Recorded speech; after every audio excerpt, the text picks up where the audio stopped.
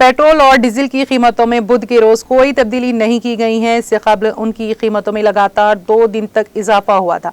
मारूफ oil marketing company Indian oil corporation की website के मुताबिक कौमी दारुल हुकूमत दिल्ली में आज पेट्रोल 94 रुपए 49 पैसे और डीजल 85 रुपए 38 पैसे फी लीटर रिकॉर्ड सतह पर मुस्तहकम रहा।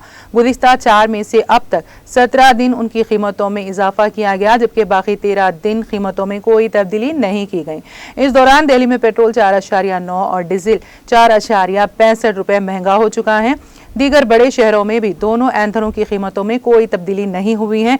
मुंबई, कोलकाता और चेन्नई में पेट्रोल बिल तरतीब 100 रुपए 72 पैसे, 94 रुपए 50 पैसे और 95 रुपए 99 पैसे फी लीटर पर फरोख्त हुआ।